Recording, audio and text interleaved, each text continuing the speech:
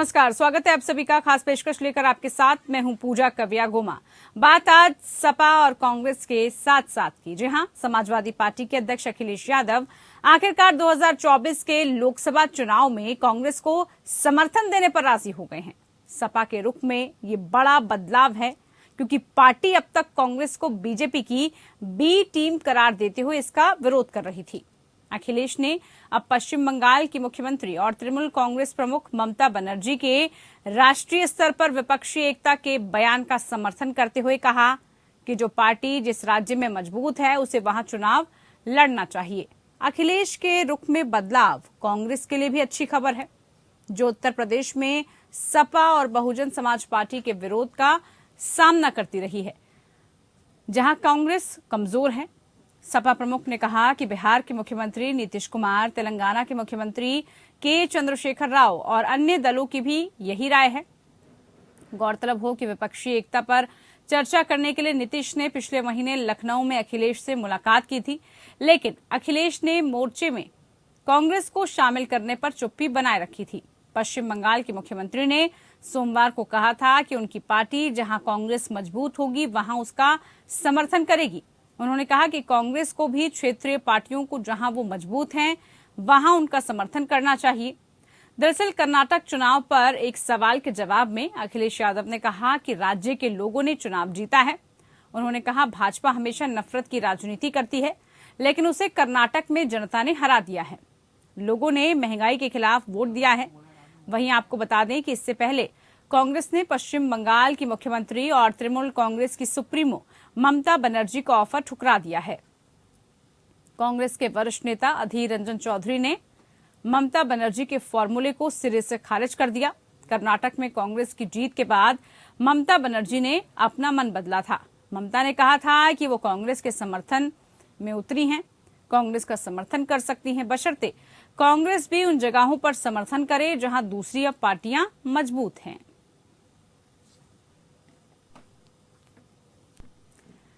तो सुर अब बदले बदले से नजर आ रहे हैं, जिसको लेकर अब कई सवाल उठ रहे हैं कि आखिरकार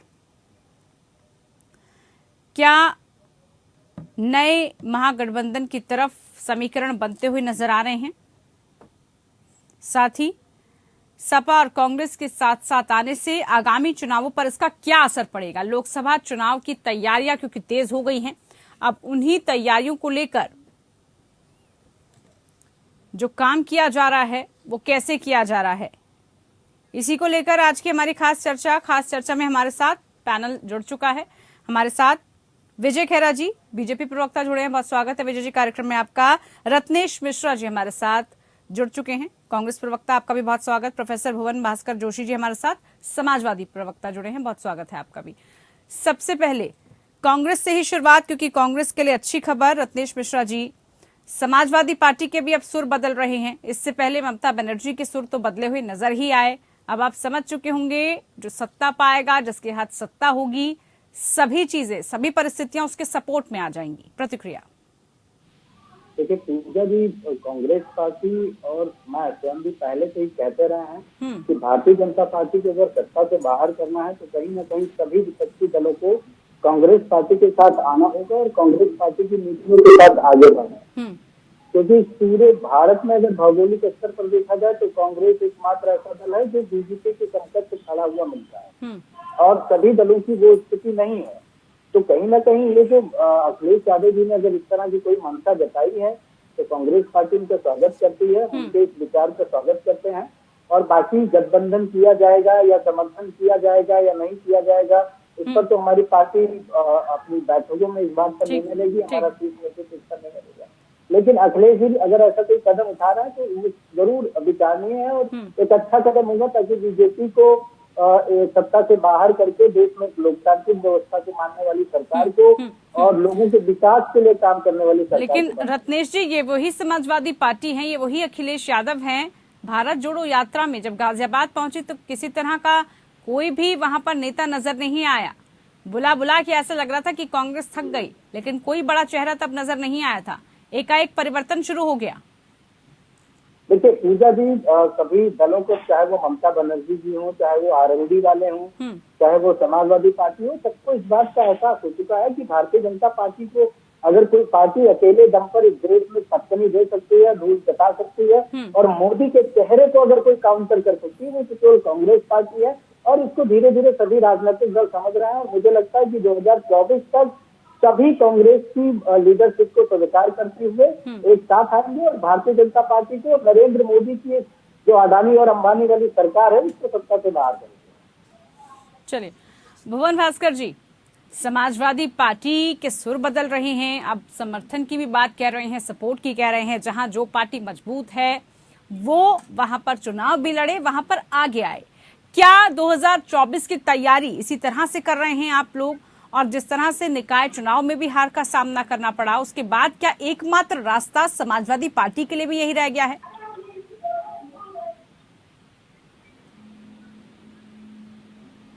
भुवन जी, आवाज मिल रही है आपको मेरी? आपको बताना चाहता हूँ, ना तो हमारे सुर बदले हैं, हमारा जो स्टैंड पहले था वो आज भी स्टैंड है।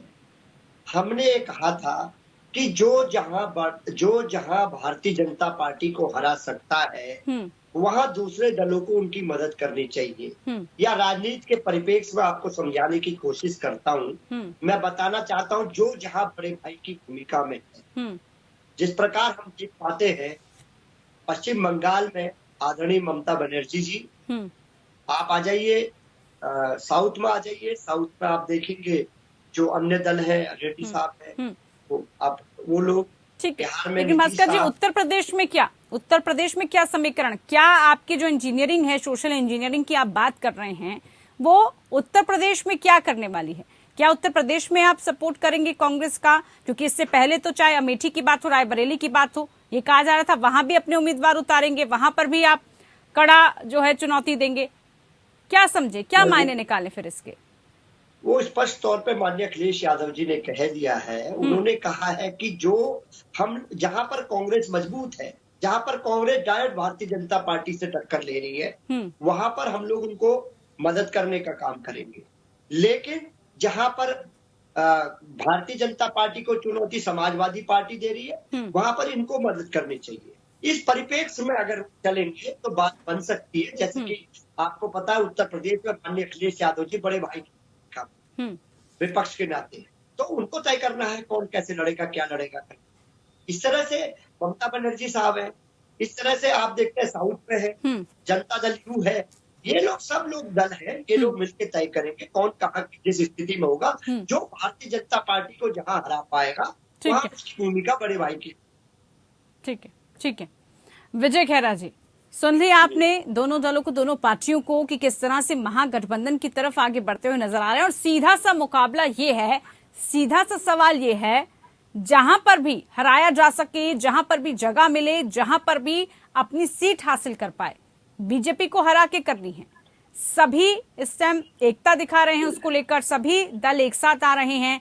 कितने बड़े चुनौती के रूप में बीजेपी इसको मान रही है? 2024 की आप एक तरफ तैयारी कर रहे हैं, दूसरी तरफ अगर विपक्षी एकता ऐसे ही हावी रही तो कहीं कर्नाटक जैसा हाल ना होता रहे। देखिए, इन दोनों की समस्या ये है, एक बात है कि विपक्ष और भारतीय जनता पार्टी, इससे गहरी समस्या है विपक्ष और कांग्रेस पार्टी। इन दोनों के बीच में जो खाई है, एक तरफ कुआं एक तरफ खाई, कौन कहाँ गिरेगा, ये सीधी समस्या है।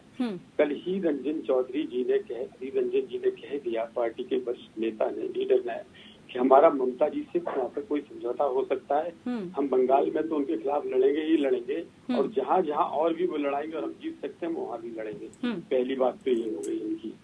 अच्छा, दूसरी बात क्या है, अब इसमें से दो ही पार्टियां क्षेत्रीय और जब मिलकर चुनाव लड़ती हैं तो उनकी समस्या क्या है, अगर कांग्रेस लड़ती है चुनाव और जीतती है तो क्षेत्रीय पार्टियों का अस्तित्व खत्म होता है। अगर क्षेत्रीय पार्टी ही वहां पर चुनाव जीतती है और उनके लिए छोड़ देते हैं तो कांग्रेस का अस्तित्व खत्म होता है, क्योंकि इनका जिंदा इसी पर है ये कि भारतीय जनता पार्टी के खिलाफ कौन। विकल्प के तौर पर हमेशा कांग्रेस ही देखी जाती है, आज भी देखी जा रही है, इस से कोई नकार नहीं सकता। आज भी उसके सबसे अधिक एमपी और आज भी कई जगह वो सरकार बना लेती है, और कांग्रेस पार्टी इन लोगों से कहीं बहुत मजबूत है। तो रीजनल में ये समस्या जब आएगी तो आज तो कांग्रेस पार्टी बैसाखी के सहारे भले सरकार बना ले, लेकिन कल ये एकता इनकी कांग्रेस को स्ट्रेचर पे कर देगी, फिर ये स्ट्रेचर पे आएंगे लेट के। जो हालत उनकी अभी हुई ना, समर्थन दे के प्रमाण है, उत्तर प्रदेश में यही हाल हुआ था, पहले उन्होंने दिया। लेकिन विजय जी, चैलेंज तो मिल रहा है ना, बीजेपी के लिए ऑप्शंस तो यहाँ पर तैयार हो गए हैं, वो तो खड़े हो रहे हैं ना। विपक्षी एकता की जो वो बात कह रहे हैं, विपक्षी एकता से नुकसान तो एट द एंड बीजेपी को, और वही डेंट करने की कोशिश की जा रही है उसी पर, कि किसी तरह से बीजेपी को हराना है। उसके लिए सभी साथ हैं, जनता को तो ऑप्शन मिलेगा, विकल्प मिलेगा। हाँ अब जी इनको ये करने दीजिए, क्योंकि भाई ये कोई मामूली बात है कि आज भारतीय जनता पार्टी के खिलाफ जितनी पार्टियां सब इकट्ठी होने को तैयार हैं। ये समझते हैं कि कितनी लोकप्रिय पार्टी है, वो से कुछ भी बोले, पार्टी की लोकप्रियता ये समझ चुके हैं हिंदुस्तान भर में, और इसके लोगों का झुकाव किस तरफ समझ चुके हैं, इसीलिए इकट्ठे हो रहे हैं। वो इकट्ठे हो रहे हैं जो डेगस डॉन से एक दूसरे कॉलर पकड़ने को तैयार थे, वो इकट्ठे हो रहे हैं, बिल्कुल जानी दुश्मन थे राजनीति में, आज इकट्ठे हो रहे हैं, कल तक गालियां दे रहे थे। इसका मतलब ये है, ये हमारे वजूद को समझ चुके हैं। अब सवाल इन दोनों का सवाल है, ये 25 में एक नहीं हो पाएंगे जब तक ये कांग्रेस पार्टी के राहुल गांधी को नहीं मान लेंगे प्रधानमंत्री, तब तक ये नई शुरुआत हो सकती है। और जिस दिन उसको प्रधानमंत्री मान लेंगे, तो इन्हें डर है कि इनके क्षेत्रीय वोट गए। और इस चुनाव में अगर ऐसा हुआ तो अगले में क्षेत्रीय पार्टी साफ करना ही कांग्रेस का उद्देश्य है। आज चर्चा समाजवादी पार्टी और कांग्रेस के साथ साथ आने को लेकर, और साथ ही आने के बाद किस तरह के भविष्य में समीकरण बनते हुए नजर आ रहे हैं, इसको लेकर रत्नेश जी बताइए जरा, क्या कहना चाह रहे थे आप? देखिए पूजा जी, अभी भारतीय जनता पार्टी के प्रवक्ता, पहले ऐसे प्रवक्ता हैं जिन्होंने ये माना कि कांग्रेस पार्टी इनको हरा रही है और कांग्रेस पार्टी इनको पूरे देश में चुनौती दे रही है। ये सच्चाई बोलने के लिए धन्यवाद के पात्र हैं। और देखिए एक चीज बहुत बड़ी है कि देखिए इस देश में दो राष्ट्रीय दल है जिनकी पूरे देश में पकड़ है, एक है कांग्रेस, दूसरी है बीजेपी। इनके अलावा अगर ये क्षेत्रीय पार्टियां ये कहती हैं कि नहीं हम क्या कहते हैं ज्यादा लेंगे क्योंकि हम एक पार्टिकुलर स्टेट में क्या कहते हैं मजबूत है, तो ऐसा हो पाना बहुत ज्यादा संभव नहीं। इसका कारण है क्योंकि ये जो कांग्रेस पार्टी है, जो बीजेपी है, इनका पूरे देश में प्रभाव। आप एक प्रदेश में थोड़ी सी सीटें लाकर आप प्रधानमंत्री नहीं बन सकते, आप देश का नेतृत्व नहीं कर सकते। और ये जितने भी दल हैं, यानी कि प्रधानमंत्री का चेहरा राहुल गांधी ही होंगे और किसी पार्टी का चेहरा नहीं बन सकते। इसमें कोई भी ना नुकर वाली स्थिति नहीं है। कांग्रेस पार्टी, लेकिन सभी की अपनी अपनी महत्वाकांक्षा है ना, यही तो दिक्कत है। विपक्षी एकता की जब आप लोग बात करते हैं, महागठबंधन की बात करते हैं, सबसे बड़ा सवाल तो यही हो जाता है ना, चेहरा कौन होगा फिर? सबकी अपनी अपनी उम्मीदें हैं, सब अपने अपने तर्क लेकर आते हैं, सबकी अपनी अपनी महत्वाकांक्षाएं हैं। जवाब दे दो, अब सुन लीजिए।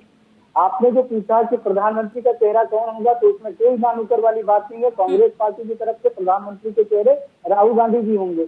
और दूसरी सबसे बड़ी बात, हम दूसरों को चेहरा क्यों बनाएं? हमारे अलावा, हमारे राहुल गांधी जी के अलावा किस नेता में वो क्षमता है कि वो एक से अधिक प्रदेशों में चुनाव जिता सकता हो? आपने देखा है कि कर्नाटका के जिस एरिया से राहुल गांधी जी की भारत जोड़ो यात्रा निकली, भाजपा वहां से पूरी साफ हो गई, एक भी सीट नहीं आई वहां पर भारतीय जनता पार्टी की। क्या विपक्ष के और सारे नेताओं को में ये क्षमता है कि वो एक से अधिक प्रदेशों में ऐसा कर सके? चाहे वो अखिलेश यादव जी हो, चाहे वो तेजस्वी जी हो, चाहे वो नीतीश जी हो, चाहे वो ममता जी हो, चाहे वो अरविंद केजरीवाल हो, किसी की ये क्षमता नहीं है कि वो एक से अधिक प्रदेश में, और वो भी इनका एक ही प्रदेश में 2 वोट बैंक, उस प्रदेश में भी इनकी वो राजनीतिक क्षमता नहीं है कि भाजपा को हरा सके। जैसे अभी समाजवादी पार्टी, तो क्या समझा जाए रत्नेश जी, किसी तरह के कोई समर्थन की, किसी तरह के सपोर्ट की जरूरत कांग्रेस को नहीं है? देखिए हमारी पार्टी से प्रधानमंत्री कैंडिडेट राहुल गांधी जी होंगे। जिसको राहुल गांधी जी की प्रधानमंत्री की क्या कहते हैं दावेदारी को सुनिश्चित करना है, स्वीकार करना है, वो हमारे साथ है, उसका स्वागत है। भुवन जी देखिए, पहले तो मैं भारतीय जनता पार्टी के प्रवक्ता साथी को जो बड़ी बड़ी बातें कर रहे थे, बड़बोलापन दिखा रहे थे, उनको मैं बताना चाहता हूँ, बहुत जिम्मेदारी से बताना चाहता हूँ। आज इन्होंने पूरे देश में नारा लगाया है विपक्ष मुक्त भारत। मैं पूछना चाहता हूँ, किस देश के संविधान में, किस देश के लोकतंत्र में लिखा है कि विपक्ष मुक्त भारत होना चाहिए? और खुशी की बात तो तब है जब ये विपक्ष मुक्त भारत की बात करते थे, ये तो कांग्रेस मुक्त भारत की भी बात करते थे। वो उसी में सब आ गए मैडम, मैं सभी आ गए। मैं आपको उसी बात पे जो बहुत बड़े परिप्रेक्ष्य में कहने जा रहा हूँ, उसमें कहना चाह रहा हूँ। आज देखिए साउथ ने क्या कर दिया, मैं बताना चाहता हूँ। इन्हीं की बात को साउथ ने बहुत गंभीरता से ले लिया और साउथ मुक्त भाजपा हो गई। कर्नाटक में केवल ये थे, साउथ में आज इनका नामो निशान मिट चुका है। ये नहीं तो बात इनकी है। और माननीय प्रवक्ता जो कांग्रेस के साथी है, उनको बहुत जिम्मेदारी से बताना चाहता हूँ भारतीय जो कांग्रेस के जो हमारे प्रवक्ता साथी है जो ये कह रहे थे, मैं कहना चाहता हूँ जो उत्तर प्रदेश में जो विधानसभा का चुनाव है उसने क्लियर कर दिया है कि वहाँ का लीडरशिप, वहाँ का विपक्ष का नेता कौन है। उसमें अगर आप अपने आंकड़े देखना चाहे, आप अपना वोट परसेंटेज देखना चाहे तो आप देख लीजिए। आपको तय करना है कि आपको हमारे नेता माननीय अखिलेश यादव जी ने स्पष्ट कर दिया, जो जहाँ भारतीय जनता पार्टी को हराने के काबिल होगा हम लोग उसकी मदद करने का काम करेंगे।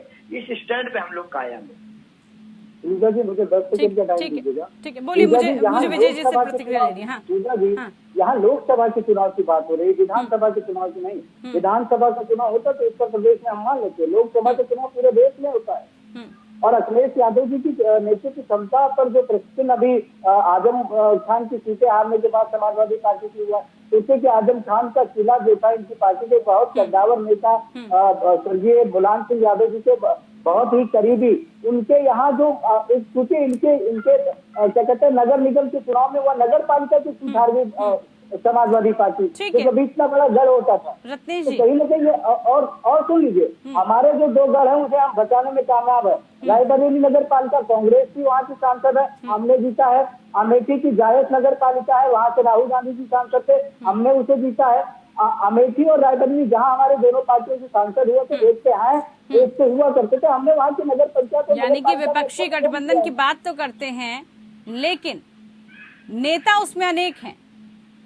विपक्षी गठबंधन बेशक एक हो जाएगा लेकिन नेता इतने सारे हैं विजय जी कि लग रहा है कि सभी से फिर आपको चुनौतियों का सामना करना पड़ेगा।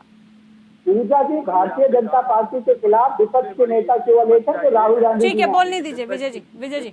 एकता का सवाल नहीं है, वो तो होते रहेंगे इकट्ठे हर बार चुनाव में। जब भी इनको बीजेपी दिखेगा तो ऐसा होता रहेगा, उसकी चिंता नहीं। इनको खुद ये चिंता सता रही है कि अगर कांग्रेस खड़ी होती है उत्तर प्रदेश में तो सापा साफ, अगर कांग्रेस खड़ी होती है बंगाल में तो ममता जी की टीएमसी साफ, अगर कांग्रेस महाराष्ट्र में खड़ी होती है तो खतरा है शरद पवार को, क्योंकि ये एक सिस्टम है जो सामने दिखाई दे रहा है और जैसा होता रहा है। आज कांग्रेस की दुर्दशा जैसा कर करके ये हुई है। पहले बीएसपी से की तो 27 सीटें रह गई थी, फिर सापा से की तो 1 सीट रह गई। अब 402 असेंबली में 1 सीट या 2 सीट कांग्रेस की है।